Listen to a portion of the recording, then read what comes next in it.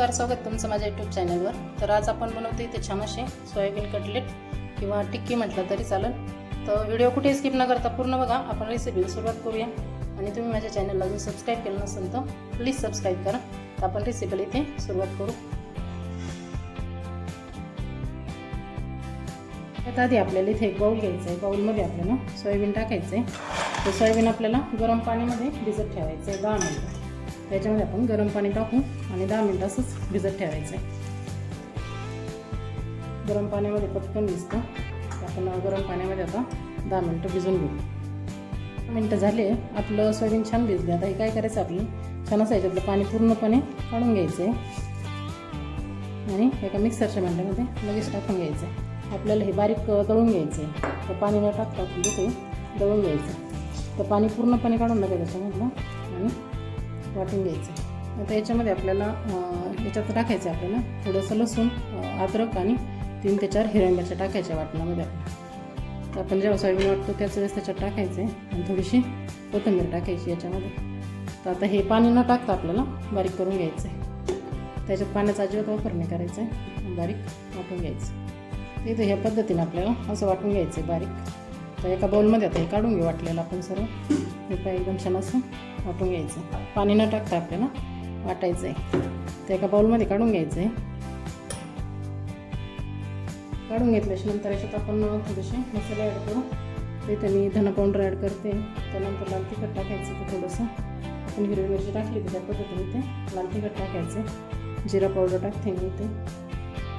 त्याचबरोबर इथं चाट मसाला पण टाकायचा आपण थोडंसं, म्हणजे छान टेस्ट येते। इथे मिरी पूड टाकायची थोडीशी आणि थोडी हळद टाकायची याच्यामध्ये।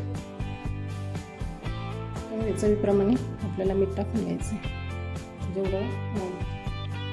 बरोबर याच्यामध्ये एक बारीक कट केलेला मी कांदा टाकते। ते छान असं बारीक कट करून घ्यायचा। कांदा नाही टाकलं तरी पण छान होते। इथे एक छोटा कांदा घेतला आणि तो बारीक कट करून याच्यात टाकून त्याच्यात कोथिंबीर आपल्याला टाकून घ्यायची। आता हे सर्व एकत्र मिक्स करून घ्यायचं। छान असं मिक्स करून घ्यायचं एकत्र, सर्व एकजीव झालं पाहिजे। ह्या पद्धतीने ते मिक्स करून घ्यायचं। हे छान मिक्स झाल्याच्या नंतर याच्यात आपल्याला टाकायचं 2 चम्मच बेसन, म्हणजे छान असं बॉन्डिंग येतं याला। त्याच्यामुळे ते थोडंसं बेसन पीठ ॲड करायचं। आता हे मिक्स करून घेऊ परत। आता हे छान मिक्स झाले। आता याची आपण छान अशी कटलेट बनवून घेऊ। कटलेट किंवा तुम्ही कबाब म्हटले तरी चालेल किंवा टिक्की, ह्या पद्धतीने तुम्हाला जसा शेप द्यायचा त्या पद्धतीने तुम्ही इथं देऊ शकता। तर छान इथं मी कटलेटच्या आकाराचं इथं शेप देते। हे काय ह्या पद्धतीने छान असे आपण इथे बनवून घेऊ। तर याच पद्धतीने आपल्याला सर्व कटलेट असे बनवून घ्यायचे। तर सर्व आपण ह्याच पद्धतीने आता बनवून घेऊ। हे आपले छान असे कटलेट बनवून तयार झाले सर्व। आता हे छान आपल्याला फ्राय करून घ्यायचे पॅनमध्ये। तर त्यासाठी आपण फ्राय करण्यासाठी मी इथे पॅन गरम करून त्याच्यामध्ये तेल घालून घेतले। तेल छान गरम होऊन द्यायचं। त्याच्यानंतर आपण इथे जे कटलेट बनवले त्याच्यामध्ये टाकायचं आपल्याला।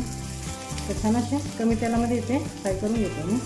हवा असल्यास तुम्ही जास्त तेल टाकून तळून घेतले तरी पण चालते। ते छान आपण चालू फ्राय करतो। त्या पद्धतीने छान एक साईड आता मीडियम गॅसवरती तळून घ्यायची आपल्याला। गॅस मीडियम ठेवायचा आहे। एक साईड आपली छान फ्राय झाली। आता ही पलटी करून घ्यायचं आपल्याला ह्या पद्धतीने आणि दुसरी साईड पण छान अशी आपल्याला फ्राय करून घ्यायची।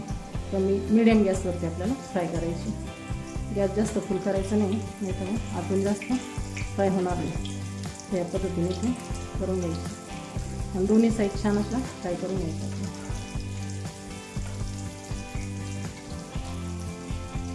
ते आपले कटलेट बनवून तयार झाले। तर आता एका प्लेटमध्ये आपण काढून घेऊ आणि ह्याच पद्धतीने बनवून घ्यायचे आपल्याला दुसरे पण। छान असे मीडियम गॅसवरती फ्राय करून घ्यायचे आणि छान फ्राय।